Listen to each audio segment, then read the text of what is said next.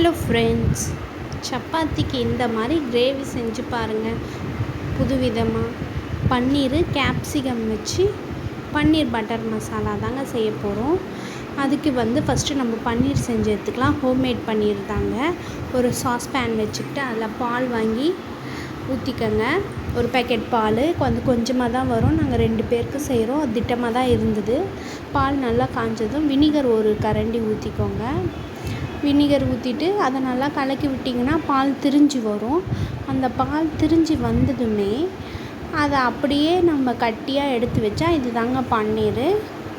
இப்போ ஒரு cotton white கிளாத்தில் நம்ம அப்படியே பாருங்கள், பன்னீர் தனியாக தண்ணி தனியாக வந்துடுச்சு. அதை அப்படியே வடிகட்டிட்டு அதை நம்ம அப்படியே சூடாக இருக்கும் சும்மா அப்படியே லைட்டாக உங்களால் கை பொறுக்கிற அளவுக்கு புழிஞ்சிட்டு அது மேலே நம்ம இடிக்கல் வெயிட் எடுத்து வச்சுருவோங்க. ஒரு 10 to 15 minutes விட்டிங்கன்னா இது ரெஸ்ட்டில் விட்டிங்கன்னா இது கட் ஆகிடும், சரியாக செட் ஆகிடும். பாருங்கள், நான் பன்னீரை குட்டி குட்டி க்யூப்ஸாக கட் பண்ணி எடுத்துக்கிட்டேன். கேப்சிகம், அதுக்கப்புறம் ஆனியனும் குட்டி குட்டி க்யூப்ஸ் மாதிரி கட் பண்ணி எடுத்துக்கிட்டேன். அதுக்கப்புறம் ஒரு பேன் வச்சுட்டு பட்டர் ஆட் பண்ணிவிட்டு இப்போ இதெல்லாம் நம்ம லைட்டாக ஃப்ரை பண்ணி எடுத்துக்கலாம். சால்ட் ஆட் பண்ணி சேர்த்து லைட்டாக ஃப்ரை பண்ணி தனியாக எடுத்து வச்சுக்கோங்க. அப்போ தான் கடைசியாக இது செய்கிறப்ப ஃப்ளேவர் நல்லாயிருக்கும். ஸோ இந்த மாதிரி பண்ணிங்கன்னா உங்களுக்கு இன்னமும் டேஸ்ட் நல்லாயிருக்கும். தனியாக எடுத்து வச்சுட்டு இப்போ இன்னும் கொஞ்சம் பட்டர் ஆட் பண்ணிவிட்டு கொஞ்சம் கூட ஆயிலுமே ஆட் பண்ணிக்கோங்க. உங்களுக்கு தேவைன்னா இந்த ஸ்பைசஸ்லாம் ஆட் பண்ணிக்கோங்க. பிரிஞ்சி இலை, கிராம்பு, ஏலக்காய், கொஞ்சம் ஜீரகம், பட்டை, கொஞ்சம் ஆயிலுமே ஆட் பண்ணிக்கோங்க. பொடிசாக நறுக்கி வச்ச வெங்காயத்தை ஆட் பண்ணிக்கோங்க. நல்லா வதக்கி விட்டுக்கோங்க. 2 பச்சை மிளகாய் லைட்டாக கீரி ஆட் பண்ணிக்கோங்க.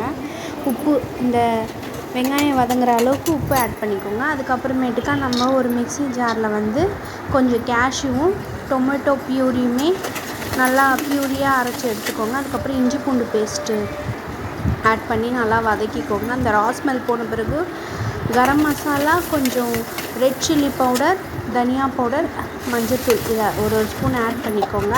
ஆட் பண்ணி நம்ம அரைச்சி வச்ச பியூரி இதில் ஆட் பண்ணி நல்லா கலந்து விட்டுக்கோங்க. இப்போ பாருங்கள், இதில் கொஞ்சம் தண்ணி ஆட் பண்ணி இதையும் விட்டுக்கோங்க. நல்லா கொதித்து வரட்டும், அந்த எண்ணெய் பிரிஞ்சு வரட்டும். அப்போ உங்களுக்கு செட் ஆகிடுச்சுன்னு அர்த்தம்.